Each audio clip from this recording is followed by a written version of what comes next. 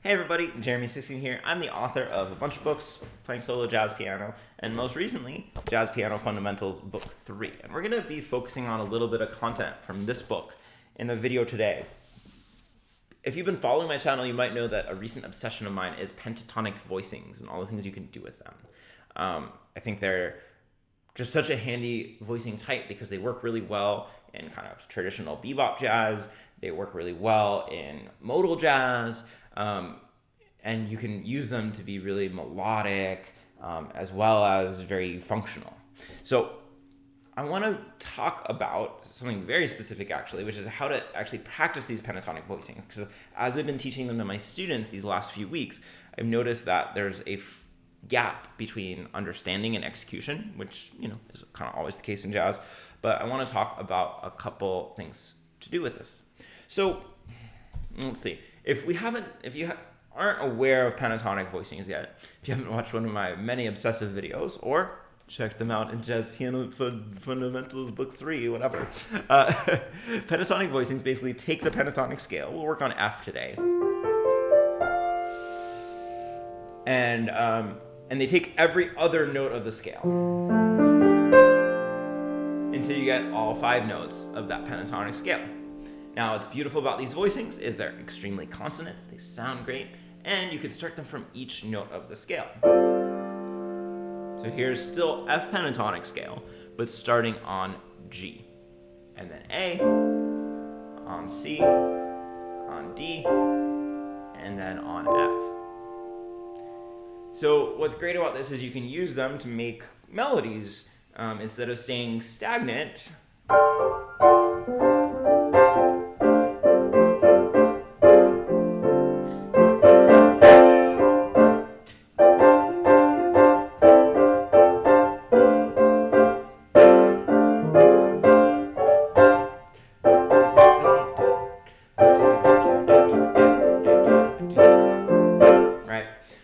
You can have more fun with them. Now, that's where my students have been getting stuck, and maybe that's where you're getting stuck too. Or maybe you're just like, I don't know what this guy's talking about. Why did YouTube recommend this video?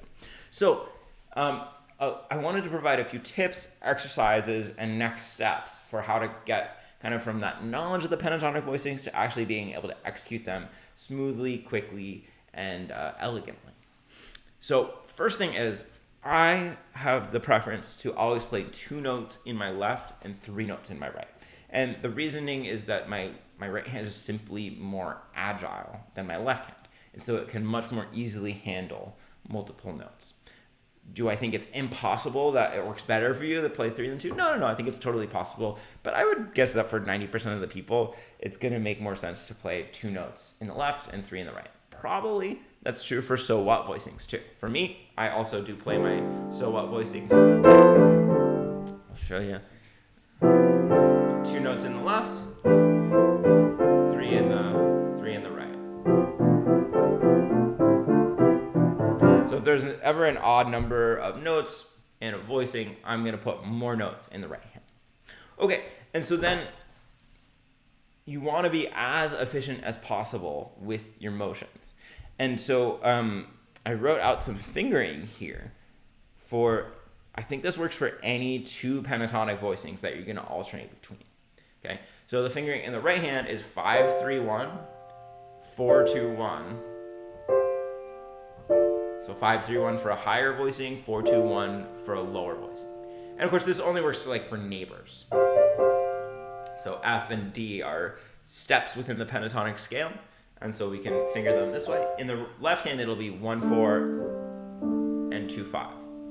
And so if you can watch my hand, I'm going to do just the right hand. I can keep everything in the same place except for my thumb, which is going to be the only thing traveling for these voicings. So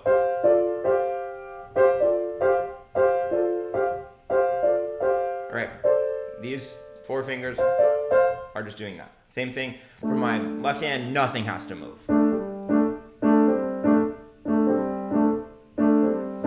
Not moving a thing.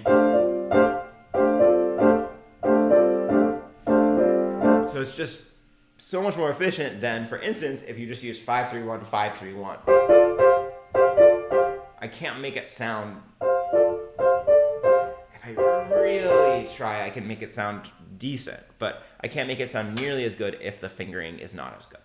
So one exercise that I really recommend to you all is taking every pair of neighbors within the pentatonic voicings and going back and forth between them. So here's how that might look. I'll turn this on so you can see it. So I'm going to do it in F.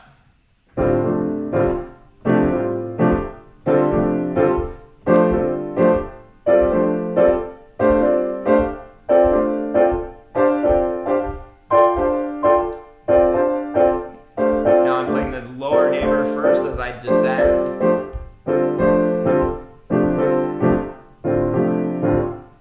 Okay, so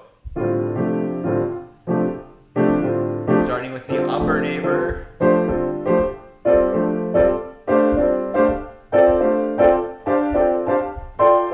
Then starting with the lower neighbor.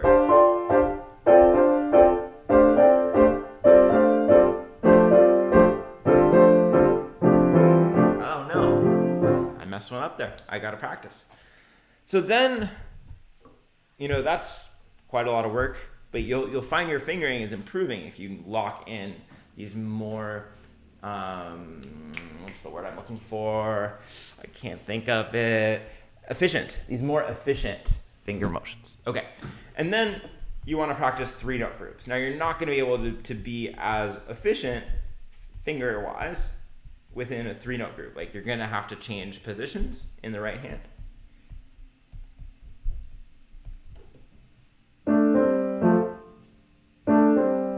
In this case, in the left hand, you don't have to change positions. In the left hand, you could just go 3-1, 4-2, 5-3.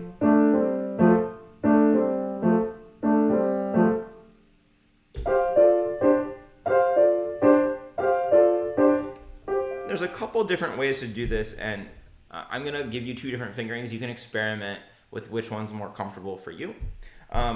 But such exciting material on YouTube. We're coming for you. Who's the most popular YouTuber? This has some dumb name. Okay, so I kind of like using 3-2-1 on the last chord. For some people, that might be too big of a stretch between your 2 and 3, and I feel you. It's not for everybody. But that way, at least I can connect the top. So your alternate fingering would be, notice the first 2 are the same as above, as when we did just 2.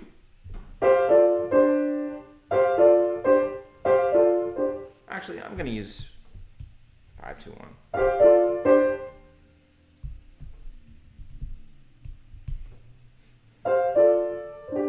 I could just about connect between that 4 and 5.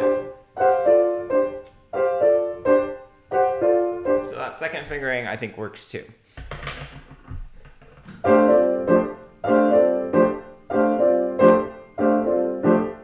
All right, same exercise. We're now going to do every different grouping of 3 within the pentatonic scale. Do I like organization? You bet I do. Have you read my books? Yeah.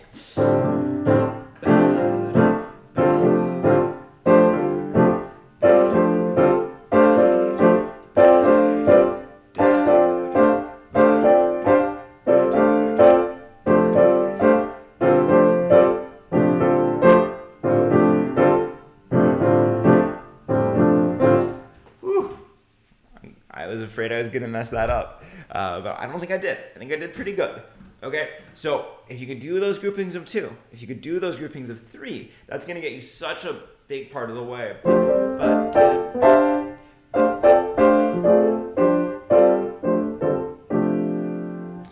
I'm going to add in one, or maybe more thing that you could do here, which is that we often pair 2 pentatonic scales together, and the most frequent pairing is pentatonic scales a whole step away. So you could take this same neighbor tone exercise, but instead of playing 2 pentatonics from the same pentatonic scale, we could play 2 pentatonics from pentatonic scales a whole step away. For instance, F pentatonic and E pentatonic. So, and what's going to be cool about this is that they're going to be exactly the same interval structure between the 2. So, for instance, right, whereas your other kind of pentatonic voicing moves around in terms of intervals, now we're going to have all fourths. Sorry.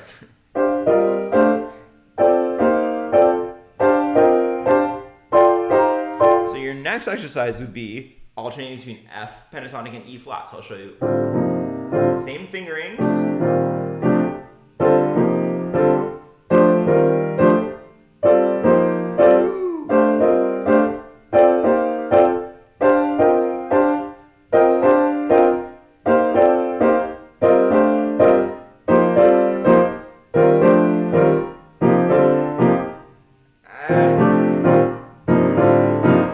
It broke my brain just a little bit.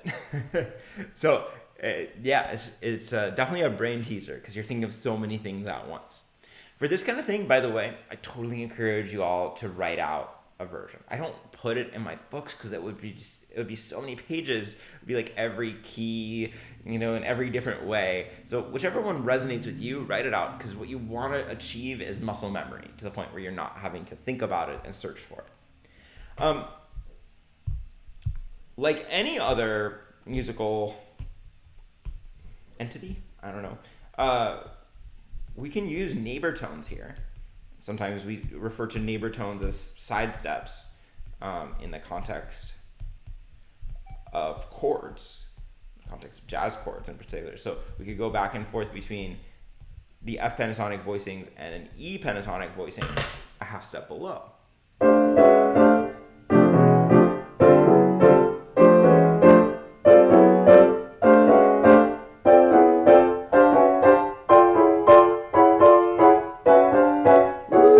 That's so cool sounding.